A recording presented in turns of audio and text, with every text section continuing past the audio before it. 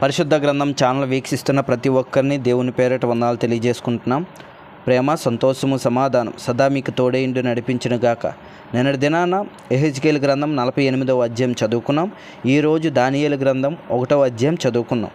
యూదా రాజగు యెహోయాకీము ఏలుబడిలో 3వ సంవత్సరమున బబులోను రాజగు నెబుకద్నెజరు యెరూషలేము మీదకి వచ్చి దాని ముట్టడి వేయగా, ప్రభువు యూదా రాజగు యెహోయాకీమును దేవుని మందిరంలో శేషించిన ఉపకరణములను ఆ రాజు చేతికి అప్పగించెను గనుక అతడు ఆ వస్తువులను సినారు దేశంలోని తన దేవాలయమునకు తీసుకొని పోయి తన దేవతాలయపు బొక్కసములో ఉంచెను.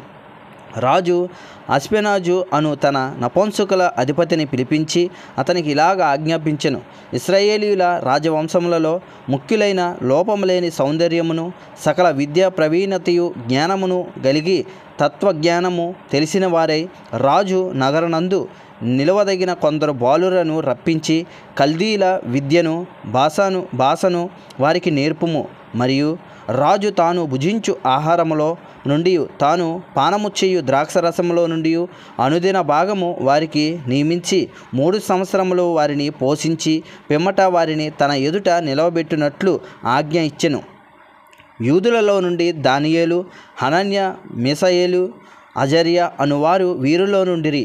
నపుంసకుల అధిపతి దానియేలునకు బెల్తెషాజరు అనియు, హనన్యకు షద్రక్ అనియు, మిషాయేలునకు మెషక్ అనియు, అజర్యాకు అబేద్నెగో అనియు పేర్లు పెట్టెను.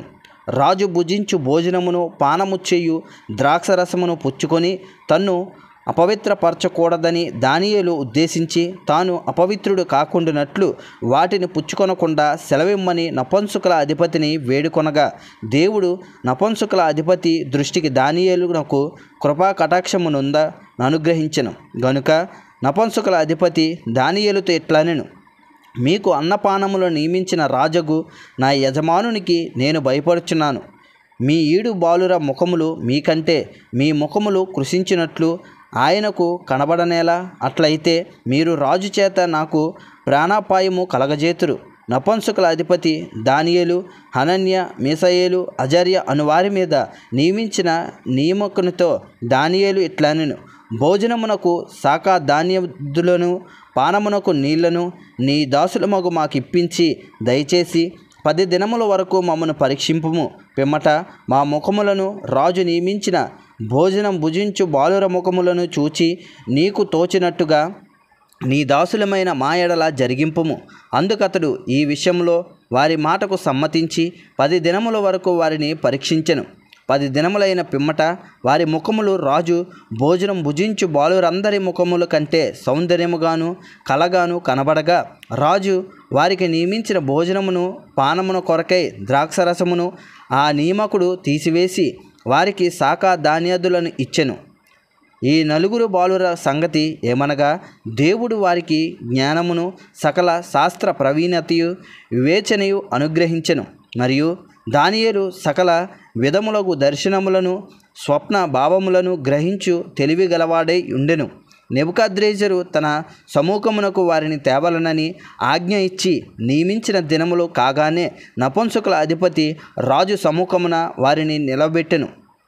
రాజు వారితో మాట్లాడగా వారందరిలో దానియేలు, హనన్య, మిషాయేలు, అజర్యా వంటి వారెవరూ కనబడలేదు గనుక వారే రాజు సముఖమున నిలిచిరి.